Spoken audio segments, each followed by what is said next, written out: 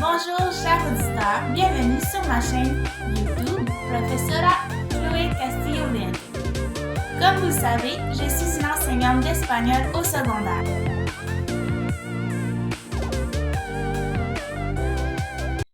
Mais je suis aussi une étudiante à la maîtrise qualifiante à l'Université de Trois-Rivières. Et pour le cours d'intégration d'éthique en enseignement des disciplines, je dois présenter un cours vidéo en utilisant l'application Screen-O-Matic, juste ici, et je dois présenter 3 dimensions du cadre de référence de la compétence numérique. Donc, je dois résumer ces 3 dimensions, les justifier, pourquoi je les ai choisis ceux-là, et ensuite donner des moyens concrets de les utiliser. Commençons donc avec la dimension 3. La dimension 3, exploiter le potentiel du numérique pour l'apprentissage. Qu'est-ce que c'est? En fait, ça permet aux élèves et aux enseignants de développer des compétences pédagogiques et technopédagogiques tout en favorisant un apprentissage. De plus, cette dimension suscite de l'intérêt autant chez les élèves que chez les enseignants, puisqu'elle alimente la curiosité, que ce soit pour produire ou acquérir des apprentissages. Pourquoi j'ai choisi la dimension 3? Selon moi, elle est essentielle à la compétence numérique, bien que ce soit à travers d'elle que nous expérimentons réellement le potentiel numérique. Elle permet à l'apprenant d'être dans des situations d'apprentissage plus authentiques. En tant qu'enseignante, c'est la dimension que j'expérimente le plus afin de créer des cours d'espagnol qui collent au plan d'action numérique du ministère de l'Éducation du Québec. Une parenthèse, en fait, je vais dire 3 moyens concrets afin d'utiliser cette dimension-là. Cependant, je vais en expliquer vraiment seulement une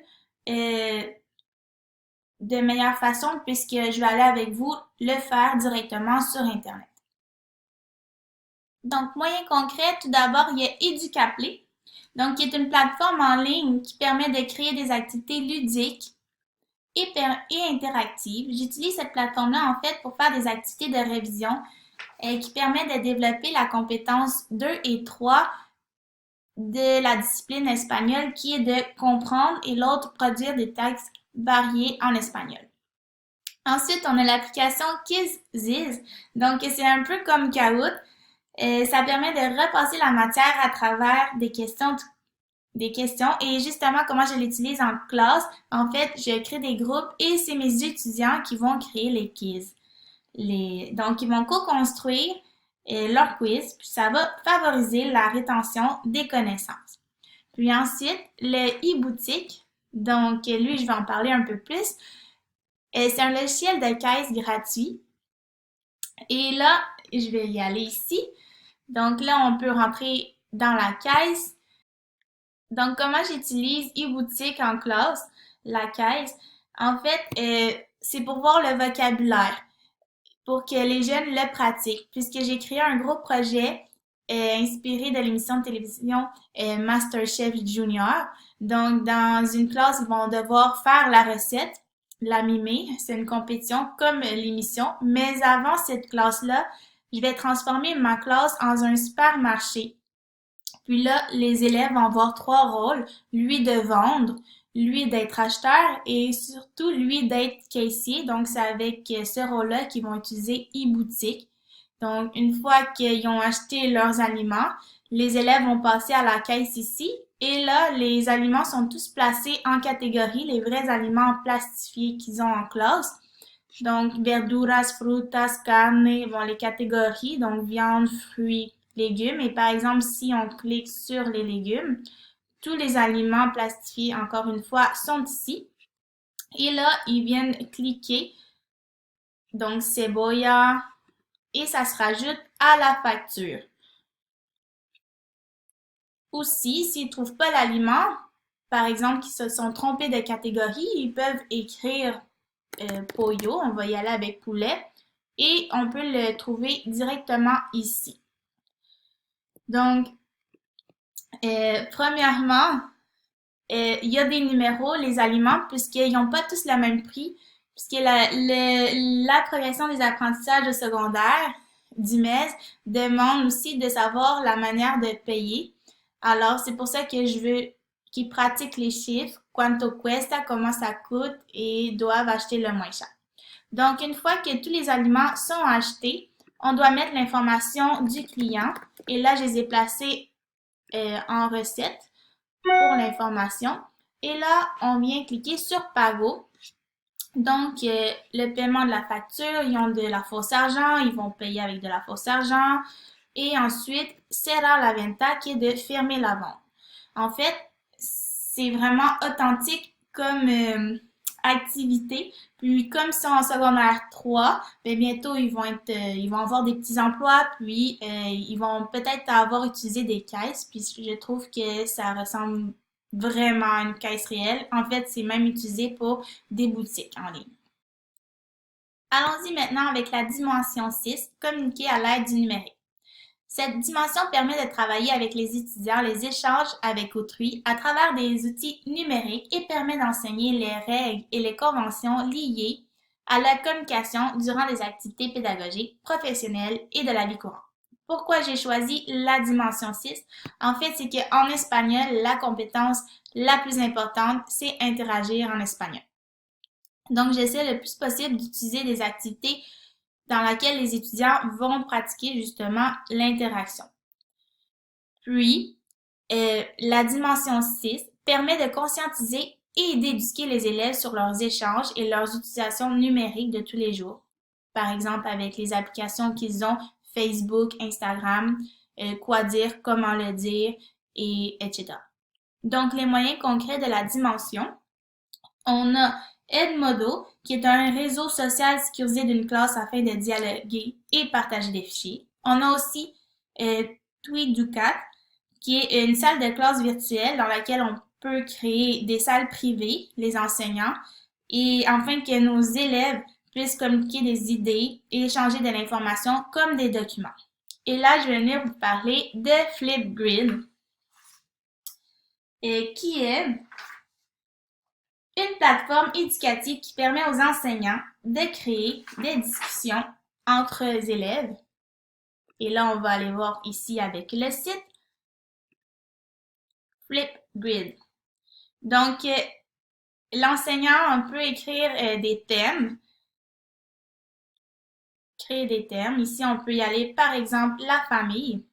Ce qui est intéressant, c'est que on peut cliquer sur la description et là, on voit des photos si on ne comprend pas vraiment le vocabulaire. C'est très intéressant. Et là, dans le fond, nos étudiants vont se filmer en train de répondre aux questions, puisque c'est un forum, en fait, Flipgrid. Donc, l'enseignant contrôle les personnes, ce qu'ils disent. En fait, on peut éliminer si c'est pas approprié. Donc, comment j'utilise en classe? C'est justement de cette manière-là. Ici, on a dit practicamos para el fin del año, donc pratiquer les questions qui seront posées à la fin de l'année oralement. Donc, par exemple, la familia, parle-nous de ta famille. Et là, les élèves ici répondent à la question. Ora mi madre es una persona baja y ella tiene cabello. La dernière dimension que je vous parle est la dimension 7, donc produire du contenu avec le numérique. Cette dimension-là permet de produire et même de coproduire des contenus à l'aide d'outils numériques, autant pour des activités pédagogiques et professionnelles que pour des utilisations personnelles.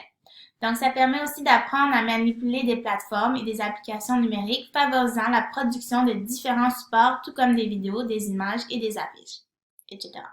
Donc, pourquoi j'ai choisi la dimension 7? En fait, c'est que l'école, ben, on le sait, ça se limite plus à des affiches en carton puis des textes écrits. Non, maintenant, les élèves veulent utiliser le numérique. Et en tant qu'enseignant, ben, nous devons de développer la compétence professionnelle 8, qui est d'intégrer des technologies de l'information. Et en plus, nos étudiants, aussitôt qu'on parle de numérique, ils sont motivés, ils veulent produire du contenu numérique. Donc, c'est pourquoi il faut essayer les enseignants de produire ce type d'activité. De plus, produire du contenu numérique c'est autant l'audio que le visuel. Donc, en espagnol, on peut évaluer facilement la compétence 3, qui est de produire des textes variés en espagnol. Donc, les 3 moyens concrets de cette dimension-là qu'on peut utiliser. Canva, qui est un outil numérique qui permet la réalisation de plusieurs documents, tout comme des affiches, des cartes, des CV. Et en fait, comment j'utilise ce site-là en classe? En fait, c'est avec mon projet Mujeres Poderosas, donc les femmes puissantes. Mes élèves en équipe doivent faire une affiche représentative d'une femme féministe qui a marqué l'histoire. Ensuite, Koki Casa, c'est un site internet qui permet de créer sa maison virtuelle. J'utilise ce site-là avec le projet La maison idéale au Costa Rica, dans laquelle ils doivent tout d'abord construire leur maison ici en 3D et pour ensuite pouvoir la vendre et prendre le rôle d'un agent d'immeuble. Et là, je vais bien sûr évaluer la C1 qui est interagir en espagnol. Et maintenant, je vais vous parler de Powtown. Et je vais l'ouvrir. Donc, Powtoon, c'est un studio d'animation en ligne qui permet de créer des présentations vidéo, de dessins animés aussi. Donc, c'est pas un simple PowerPoint. On peut rajouter de l'audio, des vidéos, de l'animation. Donc, on donne vraiment plus de liberté aux étudiants. Et là, ils peuvent venir sur le site, choisir déjà une inspiration de vidéo. Ils peuvent même la faire jouer pour voir s'ils aiment ça. Donc, preview ici. Donc, vous voyez, c'est vraiment un PowerPoint qui est vraiment plus d'animation. Et voilà. Et comment je l'utilise en classe, le Powtoon? En fait, c'est avec un projet sur le jour des morts au Mexique. Donc, pour ceux qui ne connaissent pas c'est quoi le jour des morts au Mexique, c'est une fête très importante. Et voilà, donc je ne vais pas l'expliquer, sinon ça va prendre mon 10 minutes au complet.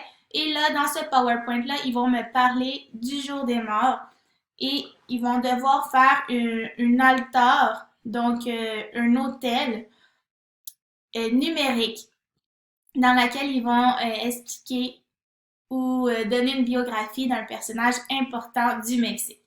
Donc, pour conclure, j'espère que vous avez aimé ma présentation de les 3 dimensions du cadre de référence numérique. J'ai vraiment apprécié faire ce travail-là. J'ai pu découvrir d'autres applications que je veux vraiment bientôt essayer dans mes classes. Donc, si vous avez aimé la vidéo, vous pouvez donner des likes. C'est bon, à la prochaine!